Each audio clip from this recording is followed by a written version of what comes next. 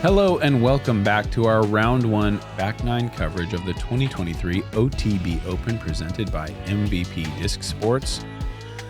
We're in the disc golf Fox capital of the world, Swenson Park in Stockton, California, and you're watching JomezPro with Nate Sexton and Paul Ulibarri. Foxy is out there. It's funny because you watch the little critters running around and it's actually so peaceful. I love having them out there. You don't see that very often to where it's just, this is one of the most wild animals that there is out there, and they just kind of mingle with us and stuff. It's like we're at a park or a zoo. That's pretty cool. Simon Lizotte, not happy with a 2. James Conrad, not happy with a 1 under. Aaron Gossage, he doesn't know yet. Ezra needs to get on the ball because the scores are really good, like they are every single tournament that we play this season.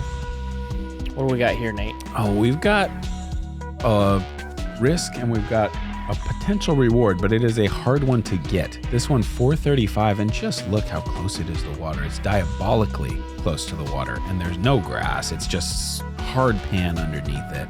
The best play is for sure that backhand fairway driver that's going to swing right and then finish late with the skip, but you're doing something special if you can bring it in close to this one, and you don't really run the putt from outside about 35 feet. Is this special? Yeah. Oh my gosh! It hit the brakes right there. It stopped on like a ski slope down to the, that's like he stopped it on the hockey rink, right on the back line, and the even insult to injury here, and we might see it right now. It gets so deep like that he might never see that disc again. You think, oh, of course, I'll just get it right back. But, here's that Annie play with the overstable. I really like this. If you can get the disc, just stays too high, but he'll have the easy layup. But yeah, on the backside as well, everywhere around this one, if it slides in, like it scares you so much on the putt, I feel like, because you're like, yeah, if I might lose my putter if I try to run this. That's going to be a decision. At 1 over, he's got to run it, I think. Well, then get your popcorn, folks, because that's going to be an exciting putt to watch. Goose smartly doesn't want any of it. That might change his mind a little, but I still think in this situation, he has no reason to lay it up. Yeah, I think that's like a run, but the back of your mind going, no. And then you're koozie. I've done that 1,300 times in the last few years. Good par. That is a great save. The commitment. So when people do it, it looks pretty easy. It is not. When the water is that close, this guy doesn't even have to think about water. Just drive it long. There's about 5 feet of room that's slick as ice back there. I don't see why these guys aren't just putting it long. James knows what he's doing. That was phenomenal. That's so far, too. It's kind of like far. Yeah, it's like he threw it 440 with control, and then he stopped it on the slippery spot. That was amazing. I mean, if you're going to miss it, over-aggressive on the turnover or the length is smart. Yeah, if you go past it, you got a 12-foot tap in. Yes. But it's easier said than done because the angle off the tee, it like forces you to kind of throw it with the Anheuser. You can't like throw it with the skip and be like, I'll just throw it past this, because then we saw Goose coming in with a nice angle. Oh, there's trees there. Yes. This is the one I was thinking we might see some 600 club, because hole 11, 834-foot par 4. Big water carry off the tee, probably 400-foot water carry to start. These guys have the ability to bring that huge Anheuser. And actually, it's the second pond that's scaring them more than the first pond. Because if you put that big turning shot, you'd like to be right, especially if you're a backhand thrower coming in.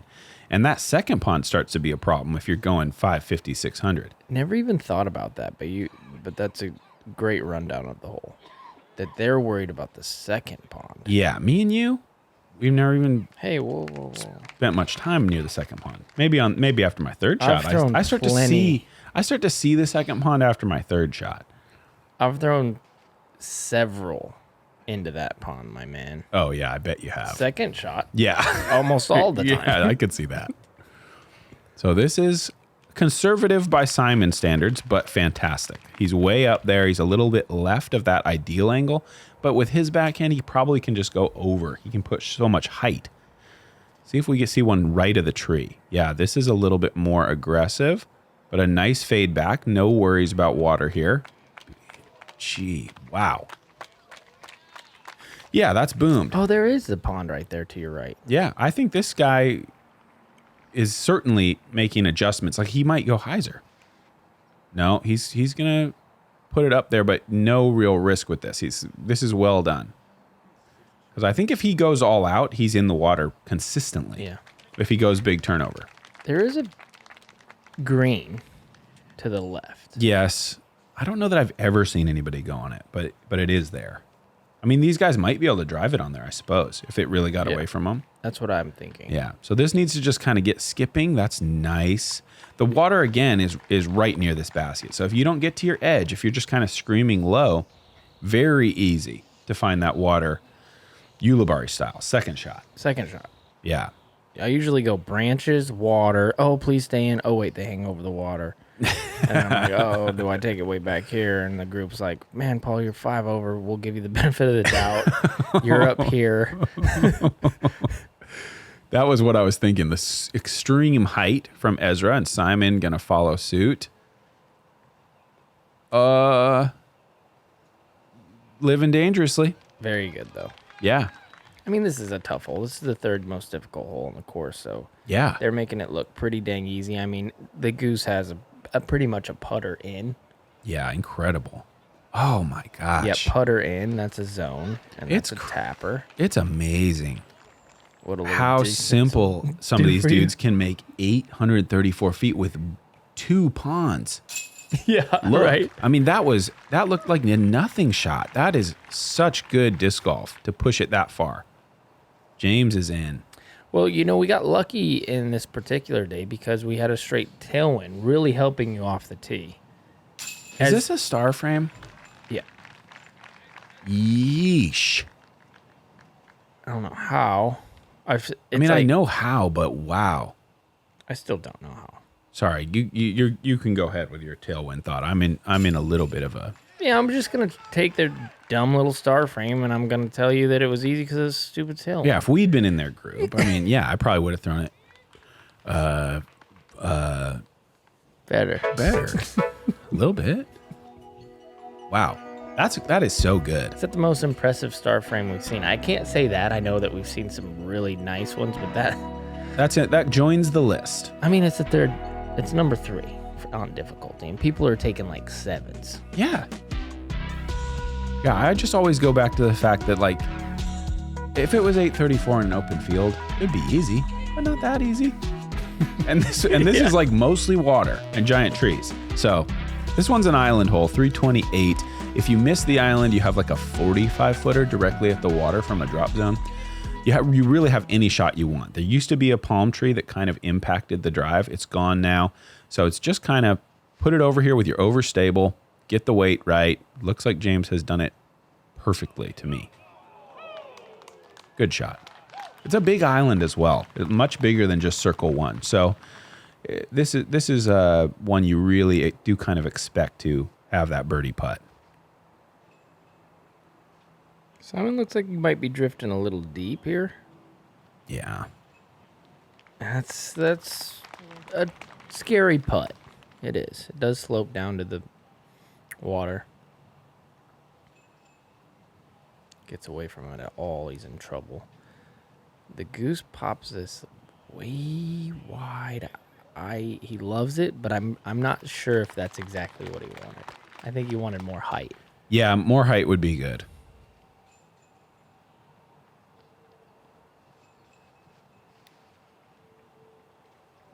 Ooh, oh no. Turnover?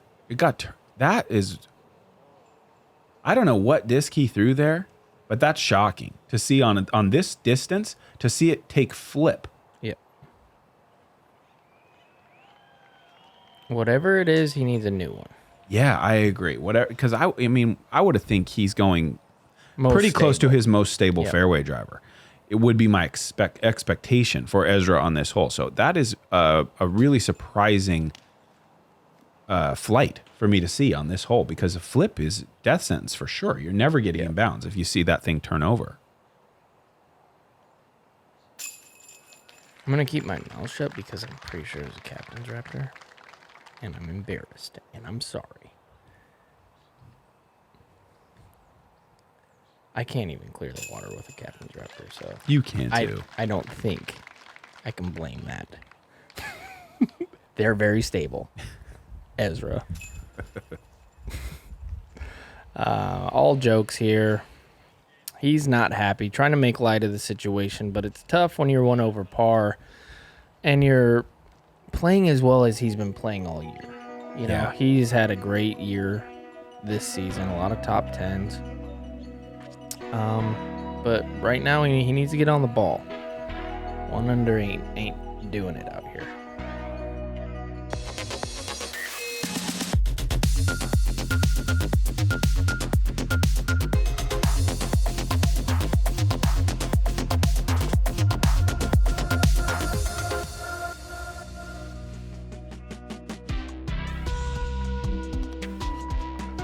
Another slightly altered design here on 13, a new mandatory limiting your options, making you go a little bit more up the middle.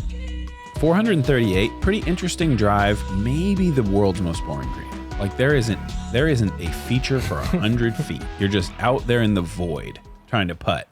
It's kind of weird, honestly, for me, just putting not near anything. If you get no flip, you're donezo. Gotta get some turn, which is tough because it is actually kind of a drifty right to left wind, which if you turn it, it likes to just get over on that edge and bury into the ground. So this is playing very difficult. Saw people actually throwing the roller left of all the stuff. But in this wind, that's just almost impossible. See, as soon as it gets turned over, you're done. Yeah, I feel this is potentially the most challenging drive on the course from like an angle and like you just have to get a lot of things perfect to slide this one up into circle 1. And this might be it. Oh, so close. Oops. Early call from Paul Ulibarri. Well, you said might. Ah. That's how you cover your bases in the booth. You don't speak in absolutes, but this is going to be the greatest shot we've ever seen. Angle, check. Drifting, check. Tree, check.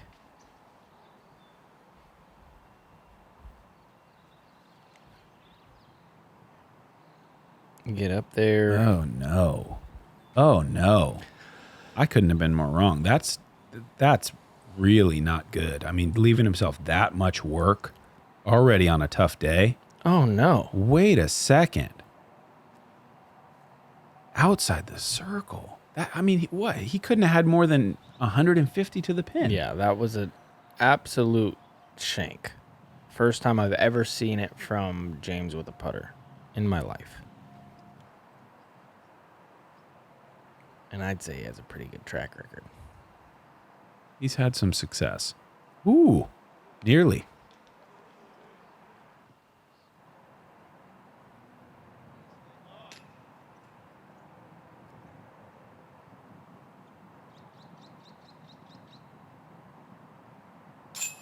Nice putt. Saves it. Percentage stays very high.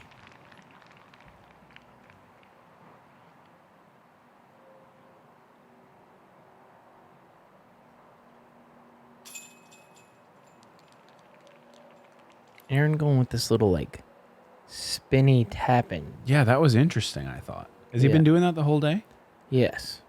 I've noticed it, but I was like, maybe he was just so close. But like on that one, it's almost in the range of like, wait, where's this like little putt at? Yeah, maybe. I don't know if it has anything to do with a little wind or if he's just more comfortable. It looked like just kind of a little baby throw. Yeah. That one hurts for Ezra. I mean, you just don't imagine that could be one to bite you. No, fairly easy par there. You've seen big percentage of the field taking par. Not a lot of birdies on that one. Tough that makes perfect sense to me. It feels like a hole that would be like 10% bogey, 10% birdie, 80% par.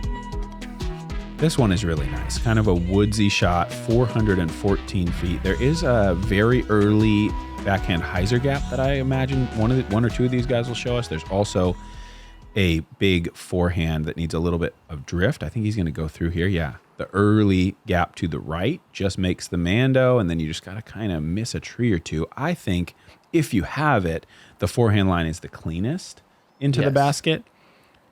Goose will show us that one.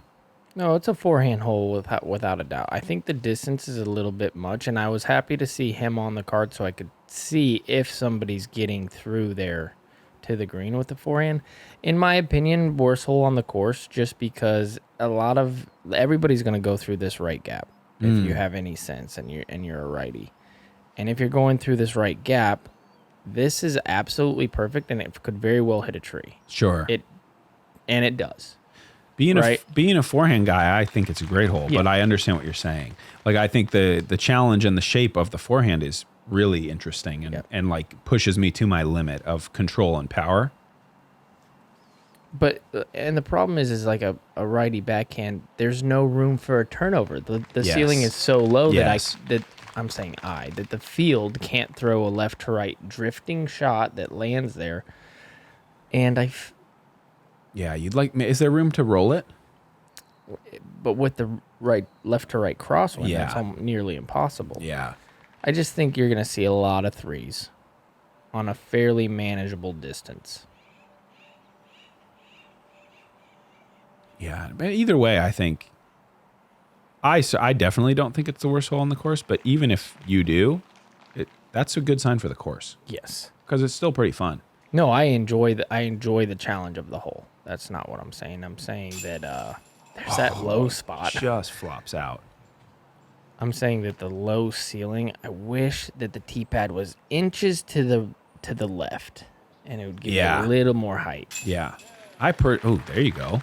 There you go. Bird. Nice little bounce back. I personally think the previous hole is much worse. And I think that's just because the void bothers me. Like just putting a basket out in the I like the drive, but I just don't like that a basket is just like out in the middle of a soccer field. And you're just like, oh, okay. I don't know. It's just such a beautiful property. Yeah. And that's going to happen sometimes, You got to get the gaps you need. But personally, what I like about that last hole is you had a right gap that's really tight. Yep. And then you have a left gap that's very there's wide more open. options. I will grant you that. But anyways, we had a couple good birdies there. Well, one good birdie. Let's see it go in the bucky. Very nice. Low left side. I feel like if you're gonna be low left side's your friend with the hyzer on these baskets. Isaac Robinson we didn't mention, but he has a fire emoji next to his name for a reason. 10 under's getting it done out here. Hole 15, par 3, 347. Low ceiling the whole way. OB golf green on the right. Slopey little tricky green. And some OB water down on the left side if it really gets away from you. Low forehand. There's another kind of sneaky backhand here as well. You can see it on the right side if you go flat backhand straight over the golf green. But again, it's a trickier shot. That is like in the neighborhood of being a good tree hit. Like that's potentially on the golf green to my eye. It being that inside. I agree. Here's going to be the backhand. Trickier shot because there's so many early trees to hit. That's brutal. Into the OB left. Yep, that's tough. That's tough. And it's not going to be the easiest up and down. No. Can this get the skip? No. Yeah, I love this hole. 2 options. Tighter option with the backhand, but this is a well-designed hole right here. You're right. Thinking about this course, there's not a lot of holes where I'm like, ugh. Yeah. It's just like, this is a cool hole. Ooh, look at this. Should slide along the green. Should park the basket. Yes, of course. Beautiful. That was a sexy little flight. Yeah. It really was. I was going to say, I'm quite sure we'll take another look at this. A little forced Annie perfectly through the gap, knowing that he can get back to his edge for the OB golf green, using the little knoll that the basket is on perfectly to slow down the driver. Not much you would change about that shot. James going to try to save this bogey. And oh my goodness. He's kicked OB again. I mean, it's a 6. He's way back there. Is he? I think he might be in circle 2. Okay. I mean, it's a scary run. Maybe not. Maybe I'm complete. That tree over there. Yeah, I think he's circle 2. I don't know that No, he can. maybe I don't not. think he goes for this. Nope, you're right. It's not even circle 2. Wow. Ouch. It's funny how a little dink can kind of get you. Oh, yeah. 2 terrible kicks. I mean, 2 terrible shots and 2 terrible kicks. I'm not giving him a pass, but certainly it's one of those situations where you miss the shot a little worse, you hit the tree square, you fall straight down, you probably make par. Yeah. But you hit it just thin, big kick, OB twice, brutal for James. I will say, on the drive at least, he did miss it by a good bit. If he hits the right side of the tree, it's a pretty big tree. The right side, and you kick right, you're going to be in good position. Yep. Can't miss left there. You want to do this. Ugh, that's some good. It's a good flight. Go, Gossage, go. This is kind of where you butter the bread. These last 3. Yeah. These ones are really tough finishing holes. We were joking. There was a little backup on this hole. We were joking how we're on 16, but it feels like half the course is still left because you have so many challenging shots waiting for you in these last 3. 846 through a gap, over a little bit of OB, golf green to miss, water to clear, low ceiling drive, low ceiling approach, basket on a hill, right by the water. I think this has to play as... is it the hardest hole, or is 18 going to come in as that? It's probably pretty close. I just think that this is one of the hardest holes that we play in, and I have zero complaints about it. I love this hole. Mm-hmm. I think ooh, does that miss the Mando? No. That was scary.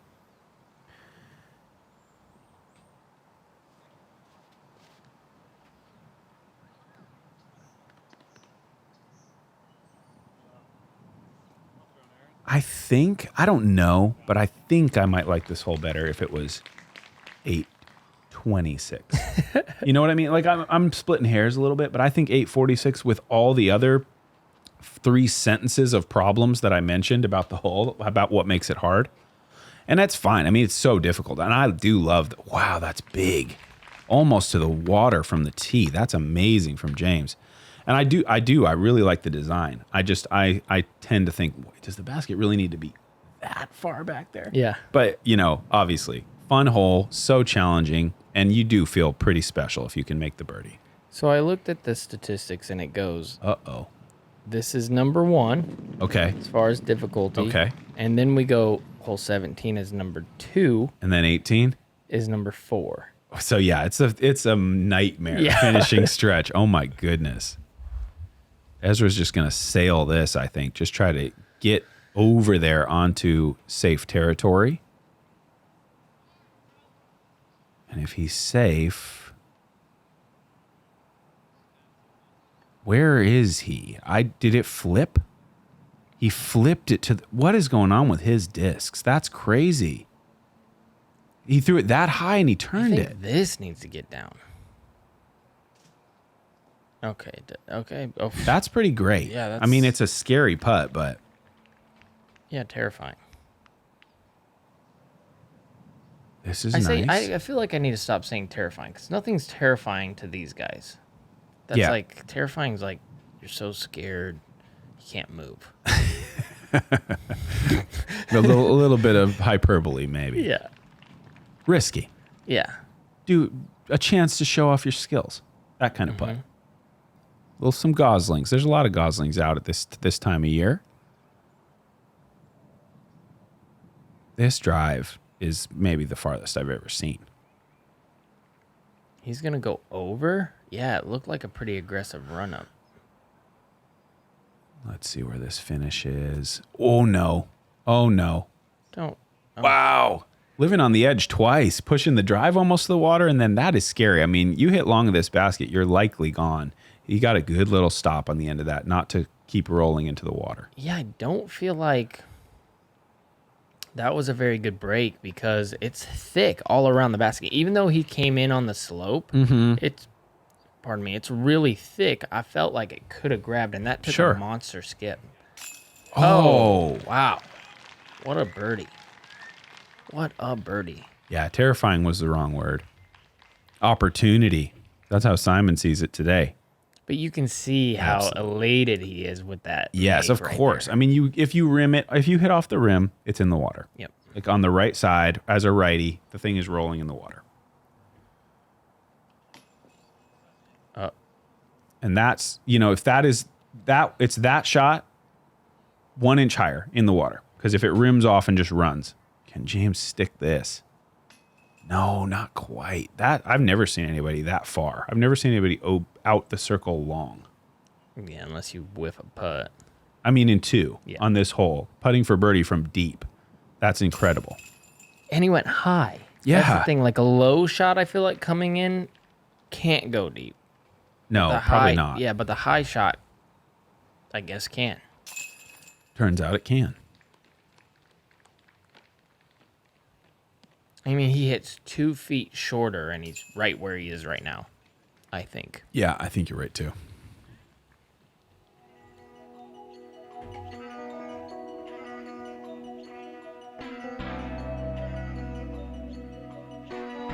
Six, 5, 1, and now +3, unfortunately, for Ezra.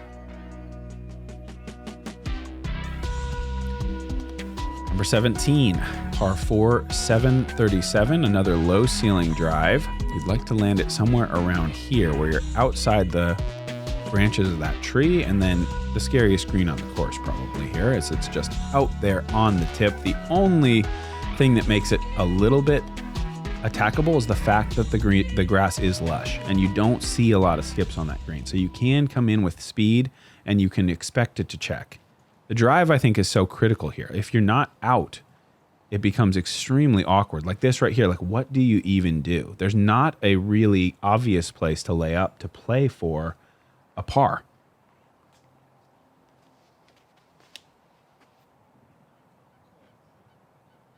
Screamer. Skipper. Catch cam. So good. That's got to be in the perfect spot, really. James, how about we throw the whole body into it? He does. Needs to drop. Oh no! How crazy are you, James? That's going to be tough to get all the way there, but he might. I mean, he certainly has the distance. No, the distance isn't the issue. It's just kind of the guts if you want to take that risk. This looks good. Yeah, that depends on. There's a branch over to the right, and if you're underneath it, if you can see the branch, then you have to come in with a low ceiling, and that's kind of terrifying. Oh, he's going. Is he? I mean, at least for left. Oh no. Yeah, so that what that shows me, he's not really quite going for the pin, but the layup is so bad that he felt like it was a better choice to push 400 and try to find that left side of the green for a layup from there. And that cost him huge. Right there where James is going. That's what he's trying to do. He's not trying necessarily to birdie, I don't think. But it's you're reduced to like laying up 250 short is like your option. Yeah. And that's not an easy thing to stomach. That's a nice shot inside the circle. Well thrown. Oh, man. That's the best drive This ever. is so great. I didn't know it was possible to get to there in one. And then Seriously, have you seen anybody get to there? No, I don't think I've ever seen better. And that's a nice shot. I mean, any better and you're in the water and it's bad. Yeah. It starts to get bad again. You threw the greatest shot that ended up bad ever. Simon just... Oh, get there. Oh, more skip than I expected. Edge of circle, test or putt. That was a cool shot of Simon with the sunlight, the silhouette there with the sun getting low in the sky and the water.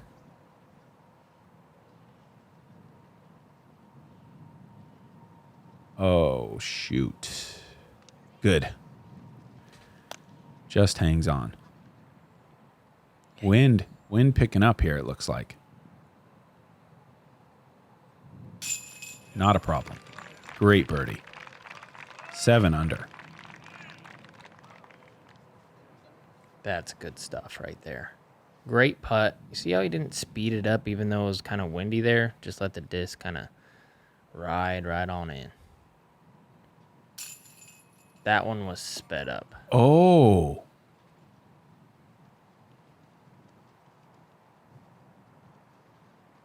Yeah, not too happy about that one. That looked like it hit a lot of chains. Went right through. Frustration shown by Simon.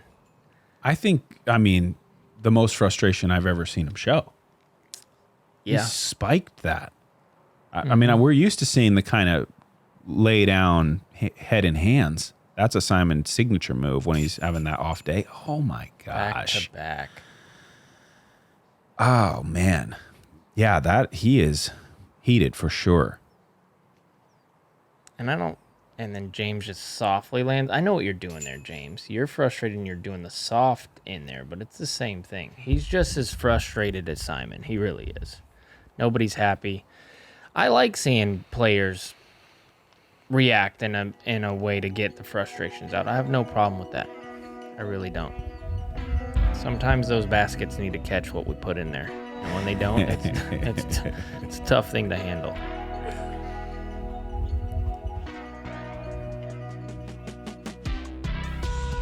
All right, 686 par 4. The hits keep coming. Hole 18, you got the tight gap, early mandatory, hedge of doom on the right, OB on the left. Now the fairway is 8 feet wide right here.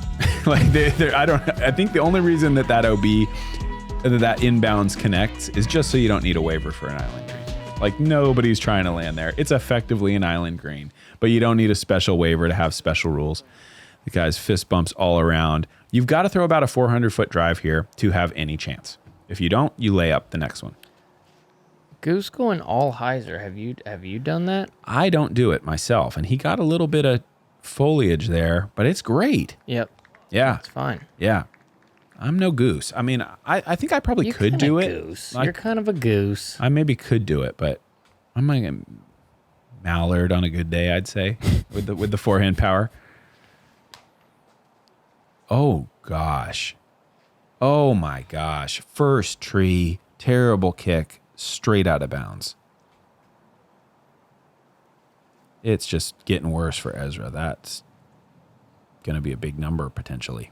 Yeah, this is the mistake you'll see. And the reason why is it's dives into the ground because you have to throw a hyzer flip to get the lift because it's such a low ceiling.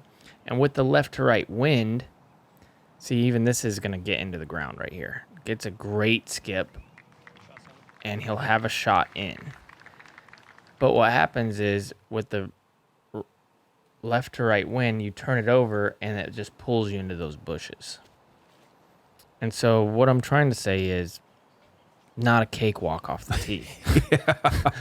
Like, there's a lot of factors you got to bring in. Oh, and you got trees, as you could see with like Ezra and stuff. And this is what you're reduced to. I mean, if your drive's not perfect, that's all you can really do. Ezra threw a great shot to kind of get himself to a chance to recover for single bogey. James throws up there for a good chance at par. Goose is not as good as we thought. Yeah. Oh, he is. Yeah. He is. Yeah. I was a little, was weird on some angles there. He is just as good as we thought, and that is a good shot. I thought he was behind the hedge there for some reason, the angle we were looking at. That was bizarre. Oh, get out of here, son.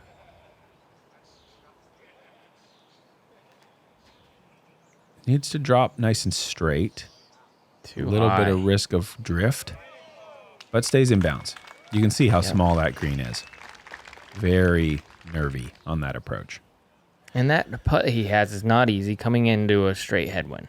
And Ezra needs this just to stay at 4 over. Sit soft. That's going to be a bogey for him and a really disappointing opener. Yes. Doable out here. That score is just... Any of these guys are capable of a 4 under because of how difficult... A 4 over, you mean? Yeah, 4 over because of how difficult the course really plays. You could just be barely off with your angles. And we saw him not having any control with his disc, really. Yes, so a couple surprises. And a couple bad kicks.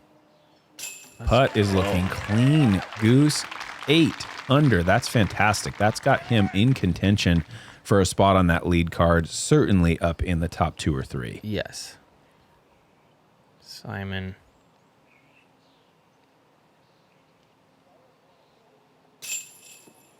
Somebody was blabbing. Sometimes you have those days where there could be a conversation and drums going on in the background right in your stroke, and you're so focused, it's fine. But when you're struggling,